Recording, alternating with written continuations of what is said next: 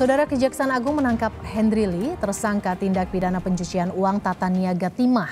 Bos Sriwijaya Air ini ditangkap di Singapura dan tiba di Jakarta semalam. Henry sempat tidak diketahui keberadaannya, namun belakangan Henry diketahui berada di Singapura. Henry Lee berstatus tersangka sejak April 2024 lalu. Ia merupakan satu dari 22 tersangka kasus korupsi PT Timah yang merugikan keuangan negara 300 triliun rupiah.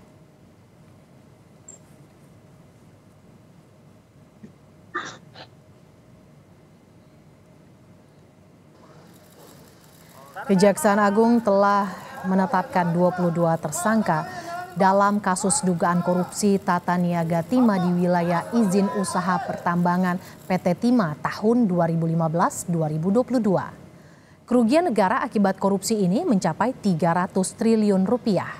Beberapa terdakwa tengah menjalani sidang seperti Helena Lim, Harvey Muiz. Terakhir, Bos Sriwijaya Air, Henry Lee ditangkap karena perannya dalam kasus korupsi ini.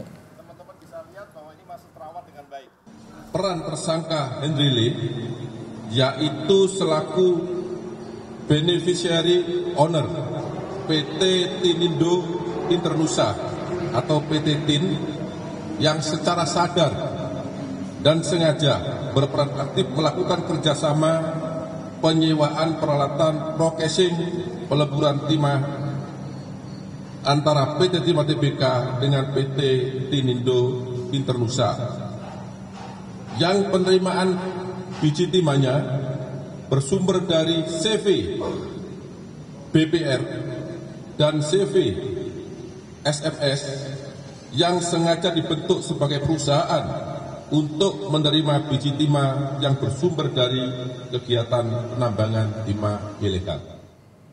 Untuk mengetahui perkembangan kasus korupsi tata niaga timah, kita sudah terhubung dengan jurnalis Kompas TV, Malaika Kridaman yang saat ini berada di Kejaksaan Agung Jakarta.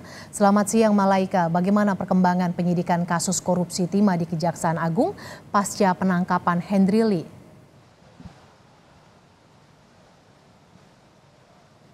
Ya, selamat siang Mercy dan juga saudara. Terkait perkembangan dari pemeriksaan Henry Lee, ini tentunya masih dalam proses pemeriksaan karena memang sejak ditangkapnya Henry Lee tadi malam, setelah ditangkap di bandara ini memang Henry Lee dilakukan pemeriksaan oleh pihak Kejaksaan Agung selama sekitar 1 jam sebelum akhirnya dipindahkan dan akan ditahan selama 20 hari ke depan di Rutan Salemba Kejaksaan Negeri Jakarta Selatan.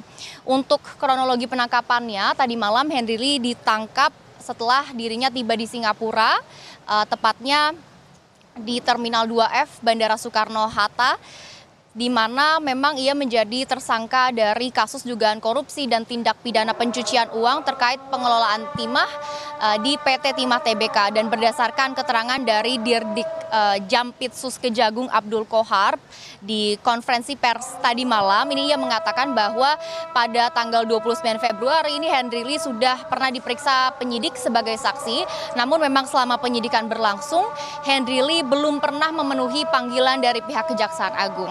Dan akhirnya pada April 2024 ini Henry Lee sudah ditetapkan sebagai tersangka.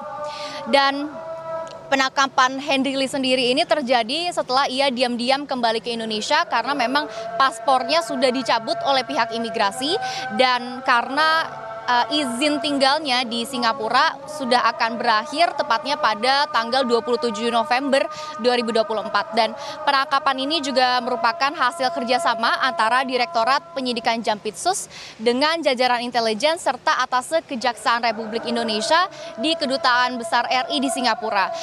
Terkait dari peran dari Henry Lee sendiri, ini ia memang diduga sebagai beneficiary owner PT TIN yang diduga secara sadar dan sengaja berperan aktif untuk melakukan kerjasama penyewaan peralatan peleburan timah antara PT Timah Tbk dan PT TIN yang juga diduga bersumber dari kegiatan penambangan timah ilegal yang merugikan negara sebesar 300 triliun. Henry Lee sendiri ini merupakan tersangka ke-22 dari 23 tersangka yang telah ditetapkan oleh pihak kepolisian, di mana setelah ditangkap tadi malam, Henry Lee diperiksa dulu oleh pihak Kejaksaan Agung selama 1 jam sebelum akhirnya dipindahkan ke Rutan Salemba dan akan ditahan selama 20 hari di Rutan Salemba Kejaksaan Negeri Jakarta Selatan. Mercy.